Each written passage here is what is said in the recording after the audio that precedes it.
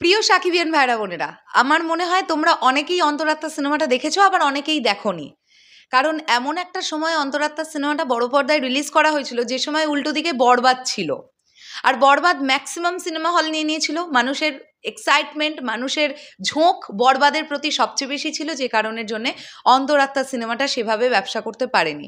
কিন্তু আসলেই কি অন্তরাত্মা এতটাই বাজে সিনেমা ছিল যে সিনেমাটা না চলবার মতন, প্রায় না চলবার মতন একটা সিনেমা? সেটা তো আমি বলতে পারবো না, কারণ অন্তরাত্মা সিনেমাটা তো আমি এখনো দেখিনি।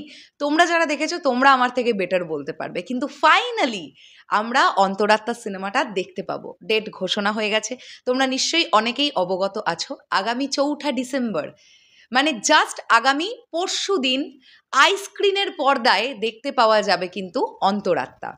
মেগাস্টার শাকিব খান এবং কলকাতার দর্শনা বণিক, তাঁরা ফর দ্য ফার্স্ট টাইম জুটি বেঁধেছিলেন এই ছবিতে। এবং এই ছবির কিছু ক্লিপিংস আমি দেখেছিলাম।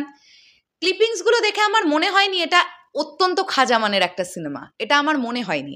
এবার গোটা সিনেমাটা দেখব, তারপরে বুঝতে পারবো। সোশ্যাল মিডিয়া ঘাটলে দেখা যায় কিছু ক্লিপিংস এখনো পর্যন্ত ঘুরে বেড়ায়।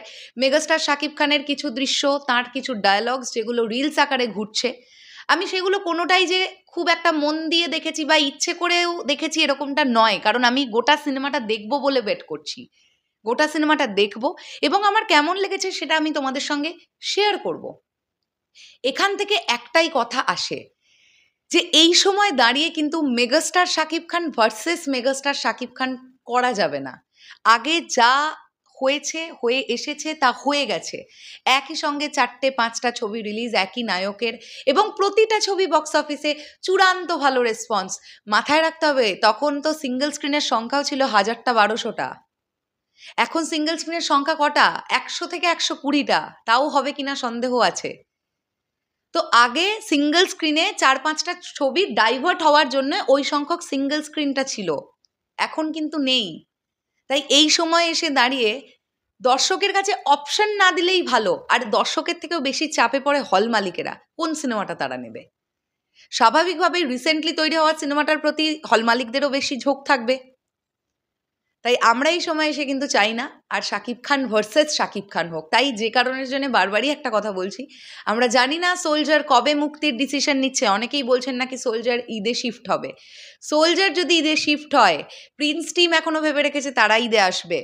এই ক্ল্যাশ যদি হয়ে যায় তাহলে কিন্তু একটা জাস্ট রিস্ক থাকলেও থাকতে পারে সোলজারের জন্য, যেটা আমরা চাই না এটা হোক। কারণ দুটোই তো রিসেন্ট টাইমে তৈরি হওয়া ছবি।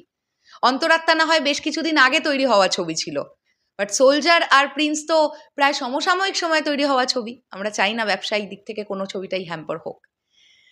সো আমি খুব এক্সাইটেড, আমি এই সিনেমাটা দেখবো, অবশ্যই তোমাদের সঙ্গে রিভিউ শেয়ার করব। 4 ডিসেম্বর মানে আগামী পরশু দিন থেকে আইস্ক্রিনের পর্দায় দেখতে পাওয়া যাবে অন্তরাত্মা। টাটা।